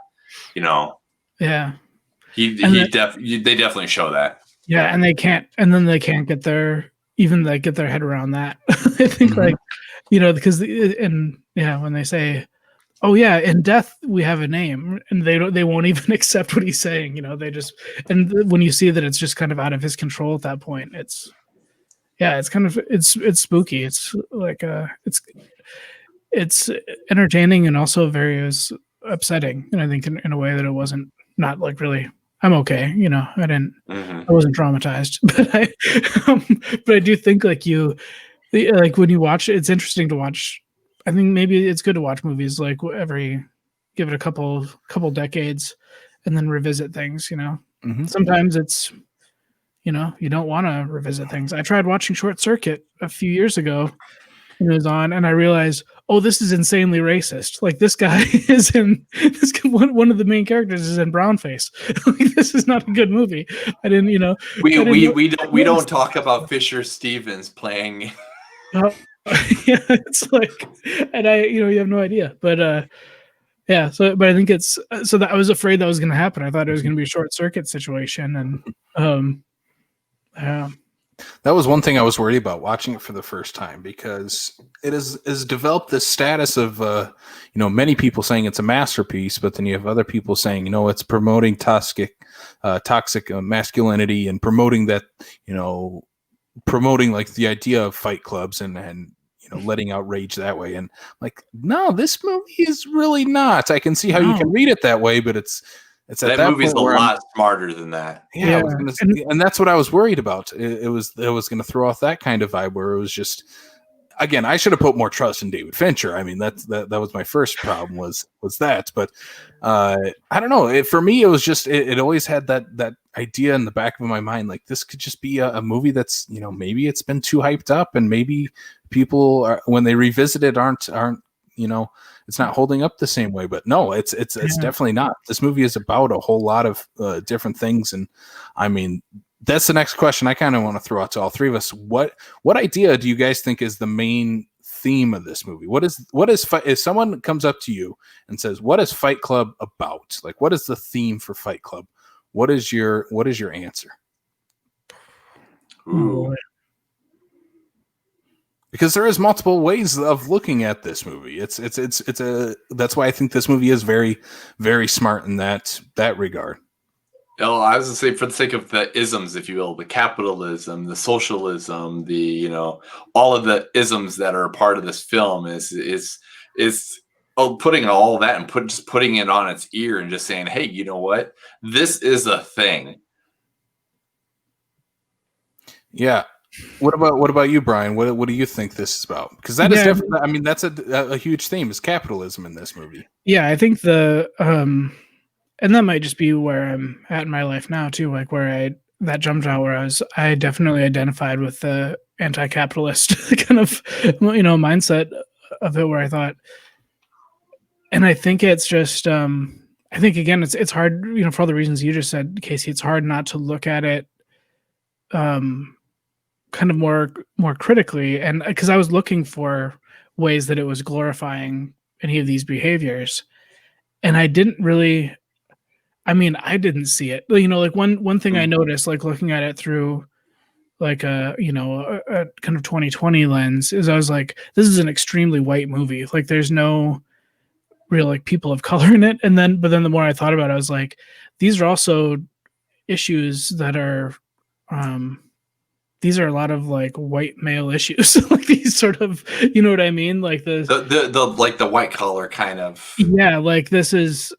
Yeah, like this is like kind of, yeah, and that's not something that I'm especially qualified to speak to, but it's just something I thought of where I was like, well, this is, you know, these are typically issues, you know, like the sort of, you know, when you see people devolving into fascism, you know, it's usually some white guys, you know, the front rows, and I think that's sort of the.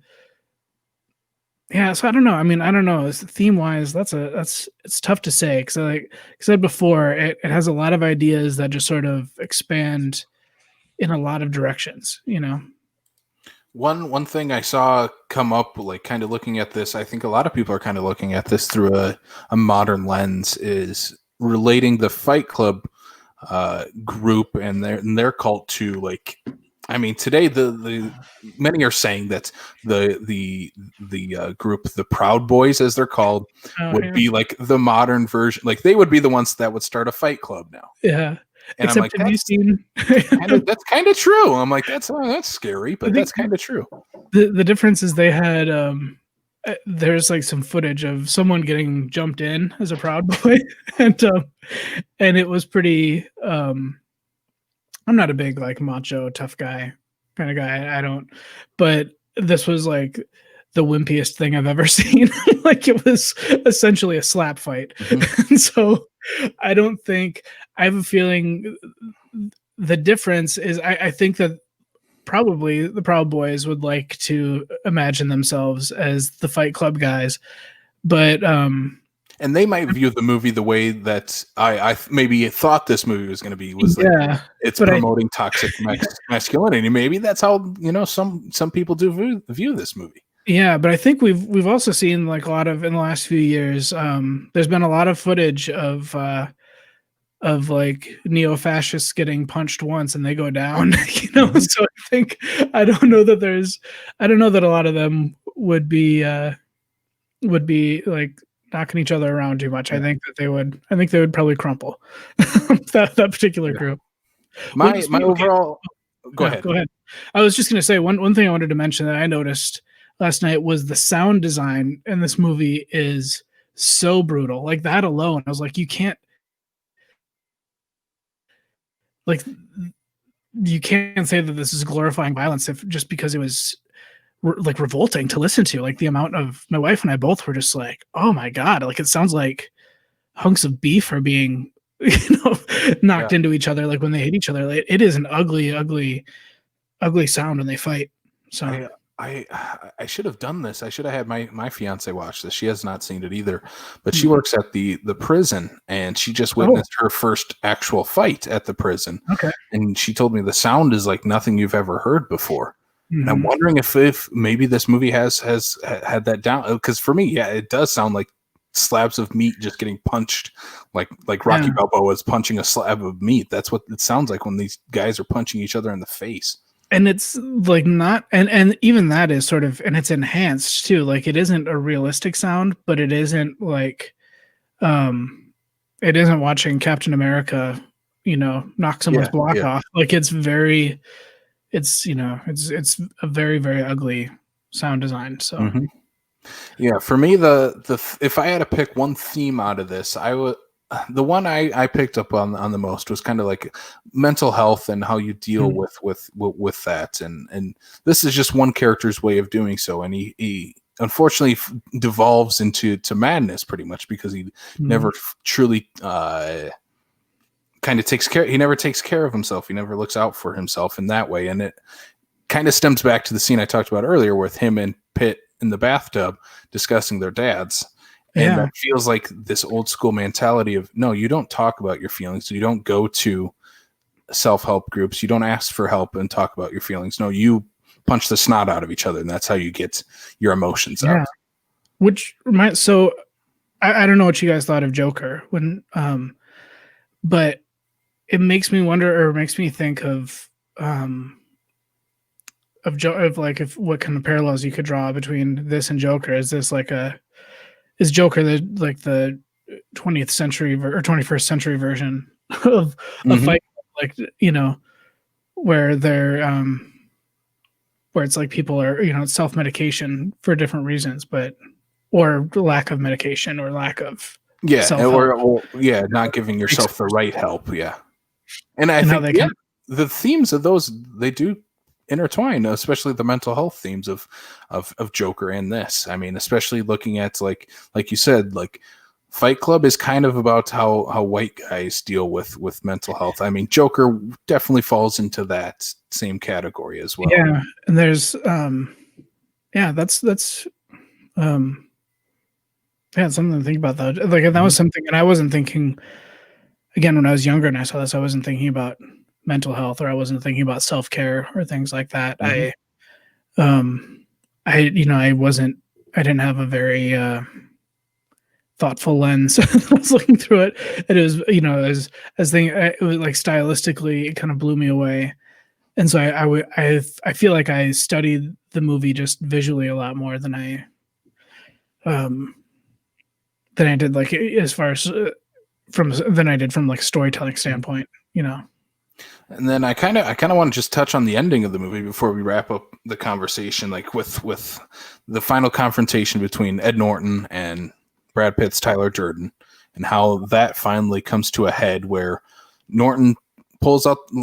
Obviously, the twist is now that Tyler Durden is Ed Norton's character. They're all one and the same. Him and Brad Pitt's they're the same character in this movie, and so to finally get rid of him, that's the part of this movie I'm a little torn on. Yeah, is that he takes out a gun and basically shoots himself in the mouth. Like, he doesn't kill himself, but that's how he gets rid of Tyler Durden. I don't know. It's a little too much of tying up loose ends really fast with one plot point. Yeah, it didn't. And it doesn't like it. I still get hung up on, and this is maybe me being too literal, but I'm like, well, how does that kill Tyler Durden? Like, just by hurting yourself, And maybe because his intention was to kill himself, like that was enough, like he was killing off that part of him. And I'm trying to remember now that I think that was the section in the book where he was talking to God, but it was also implied in the book that maybe he was completely delusional and he was talking to a doctor. I don't know, but yeah, it was kind of weird.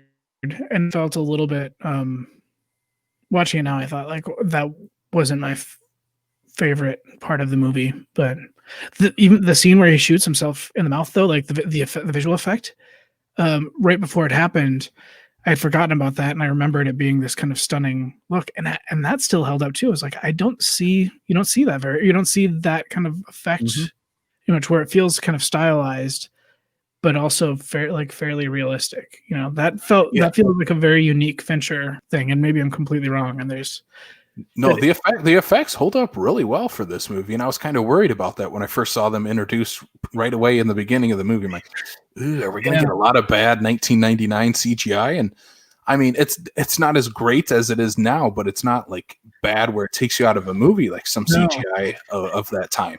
And I feel like there is a little bit of. It's a little stylized, so I think that works in its favor 20 years later, is that they weren't trying to look 100% photorealistic. It had, so. But I do think the actual ending of the movie with Norton and Helena Bonham Carter holding each other's hands and basically watching their entire world around them just crumble, I think is a great ending for this movie, though. And it's a happy ending. The credit card company is getting blown up. Like that's. I still want to know how that plan was actually going to work. I don't think that logistically that's how that works. It's thinking about that too. See, as I'm getting back in, I apologize for jetting out for a second, but I can at least tell you this much here. That's one of the reasons why you couldn't make this movie today, like you could in '99, just because 98, 99 is really kind of the just before the real like takeoff from the internet.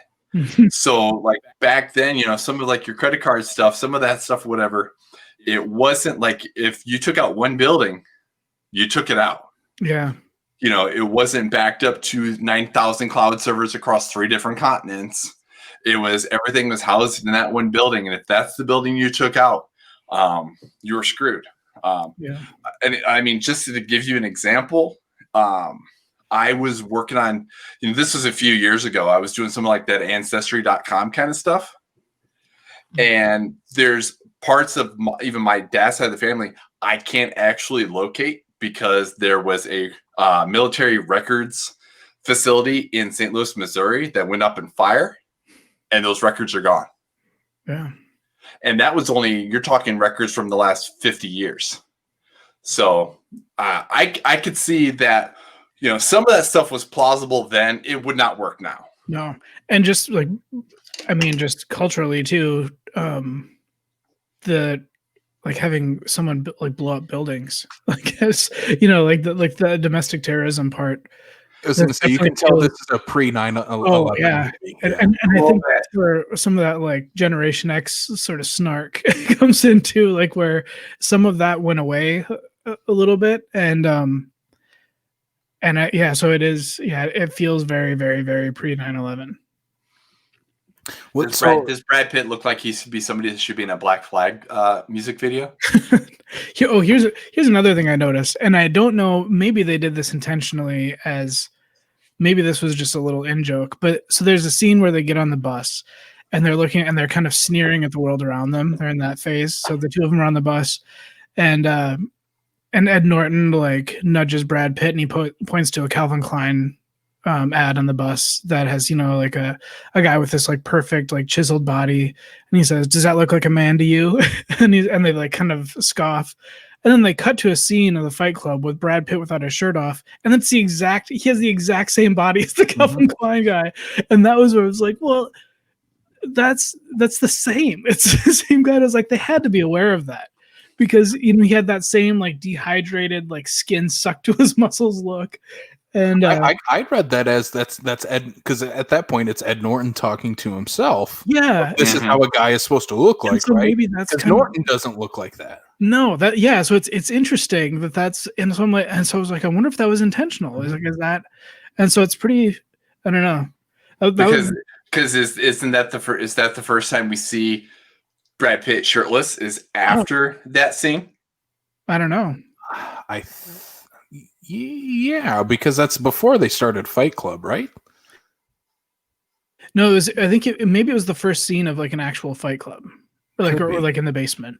Yeah, because it's like he sees that and says, "That's like the perfect body that I wish I had." So that's what he mentally projects onto Tyler Durden. Mm-hmm. That's a good point. I bet that's probably Fincher being smart. He probably recognized that Brad Pitt. He cast a guy who was basically a Calvin Klein model. But yeah, the other thing, one more thing that I really thought was awesome and horrifying in this was when the mob guy comes down, the guy who owns the bar that they've been fighting in, and he beats up Brad Pitt just savagely, and then Brad Pitt like gets his way by just like jumping on him and like splattering his own blood all over him, and he keeps saying, "You don't know where I've been," and I was like, that's an intense, like, awesome line. And I also thought about like the context of like late 90s, like during like height of AIDS awareness, and there's so many like AIDS I think was on everyone's mind, especially like Generation X people, and easily.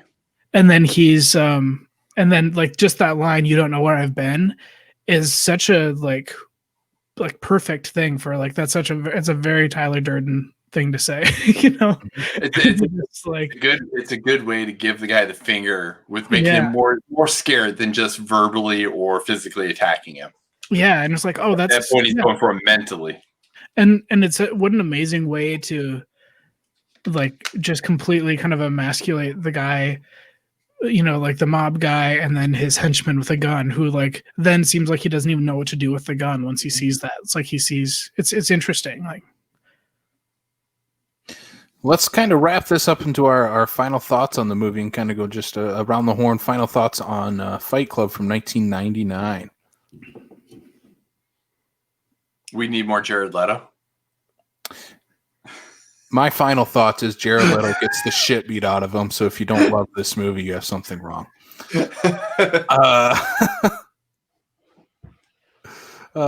Brian, do you have any other final thoughts on Fight Club?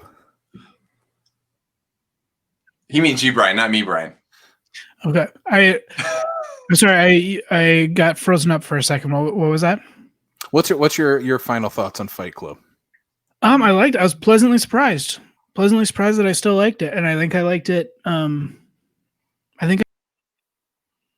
no, we lost him. Oh, we lost Brian. We'll see if we can get him back here before we finish up. But so no, as much as I joke about the fact we need more Jared Leto, it is one of those ones where it's like I really like his character. It's not a big character, whatnot. The catalyst of him getting the living crap beat out of him, I definitely is a beautiful take. We need to see that more in movies. Jared Leto gets not beat out of him. Well, and it's one of those ones where it's like, he walks in as, outside of like the Tyler Durden, Brad Pitt, he's the pretty face and whatnot. So what's the first thing you want to do to the pretty face, that sort of thing. So yes, as much as I joke, that is one of those things you just like, oh, I love that scene.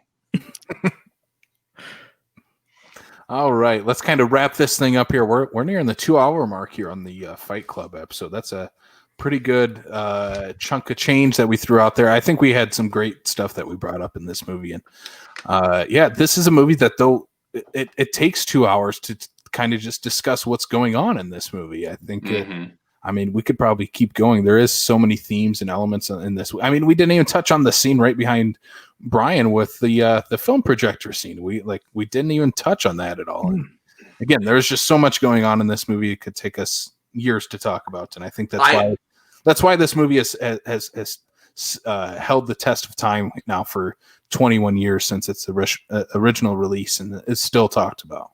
I will say that this movie, this scene right here, anytime I went to the movie theater afterwards, I was looking for cigarette burns in the film. And it's amazing how much you don't pay attention to that little thing. I mean, and obviously this is pre-digital. But any of those old school movies before they've been cleaned up and remastered and whatnot, that's real. That is a That is a real thing. And I tell you what, like late 90s, early 2000s, and like older movies before they get remastered or whatever, that's still in there. And it's fascinating to see where are these cuts that they're talking about. And I like the fact that he brought this into the film. Brian, you need to watch Cinema Paradiso if you like that scene. Well, I want to. I just can't get to the theater that day. It's a 2-hour version of that scene. As long as it's a 2-hour version of this scene as opposed to the end credits and splicing into the film as this movie still talks about. Not to the gratuitous nature, but there is some cutting out of scenes in Cinema Paradiso too. Well, all right, let's wrap this thing up though. Let's let the people know where they can find this podcast. If you'd like to give us a subscribe or a listen, this is where you can find us: Apple, Spotify, Stitcher, Google, Amazon Music, and you can find our lovely faces on YouTube as well. Simply search Backlot 605. And if you'd like, check us out on backlot605.com. That's where you can find our latest movie news, reviews, articles, discussions. Our Coming Soon article is up there every single week, backlot605.com. And you can also join our Patreon if you would like. We do have a Patreon account. We do have a $1, a $3, and a $5 tier. So if you want to learn more about those, head on over to patreon.com/backlot605. And we do got to give a shout out to our patrons, Logan, Blake, Derek, Corey, Lou, and Andy. Thank you guys so much for helping us out with the show. And we are looking forward to dropping our David Fincher bonus episode for the $5 and up tiers as well later on this month. Do we even know what we're doing yet? Not yet. I mean, there's been some titles thrown out there. We will have the poll up this week, though. So if they would like to vote, that is where you can vote on patreon.com/backlot605. Or /backlot605. That's it. Yeah, that's right. Brian, where can they find us on social media? That is who we are. We are Backlot605. Come on, man. You haven't done this for 109 times. You'd think you would have figured it out by now. Too many times. Oh, you saying we should retire? We should not retire. We're going to go forever. That's what I thought. Okay, so social media. Check us out: Facebook, Instagram, and Twitter at backlot605.com. On Facebook, we also have the South Dakota Film Community Group. Join the conversation. Drop us what you're watching, what you're interested in, what news have you picked up on that you're just wanting to talk about. Join the conversation. We'd love to hear from you. Absolutely. And then one more plug I do want to throw out there. We are doing another movie night watch along here for December. We're going to try to keep it a little snow themed. So we are discussing the 1977 TV movie Snow Beast. You may have never heard of it. That's because nobody wants to. That's okay, because all you need to know is that it is Jaws at a ski resort. That's all you need to know about this movie. So that is Friday, December 18th at 7 p.m. on Facebook Live and on YouTube Live. So you can check us out there. Watch along with us. We'll make fun of this crazy little Jaws ripoff movie. Is this a Yeti? It's a snow beast, Brian. Come on. Oh, it's a snow beast. Sorry. It's a snow beast. All right. And then we do got to give a great shout out to our guest, Brian. Thank you so much for being on the show. This was an awesome discussion. Thanks for having me. Absolutely. Where, once again, can people find your film? I really get into it.com. And we're on Facebook and Instagram. Not doing too much on Twitter, but Facebook and Instagram at I really get into it. And yeah. You can check out the trailer there and buy the DVD. You can buy a soundtrack cassette. Ooh, a cassette. You are going old school there, aren't you? You know what? We just today sold out of the VHS tapes. We had the movie on VHS, and the limited run sold out. So we sold our last copy of that. But that's awesome. Nice. There's also jealous. Yeah, I gushed about that in our interview that he was putting it on VHS. I'm like, oh, that's awesome. Why didn't you buy one? Didn't have the chance. I mean, it sold out fast. Yeah. Other VHS nerds are out there, I guess. I don't know where they are, but they're out there, man. Anything else you'd like to throw out there, Brian? Any other social medias or anything like that? No, this is all I'm doing right now. That's all you're doing. That's all you can handle right now. Yeah, this is my life right now. Well, awesome. Thank you again so much for coming on the show. Guys. Absolutely. All right. So for Brian Mensing, I'm Casey Calderman, and guess what? We'll check you out next time on the Backlot of South Dakota. Dun, dun, dun, dun, dun. Dun, dun, dun.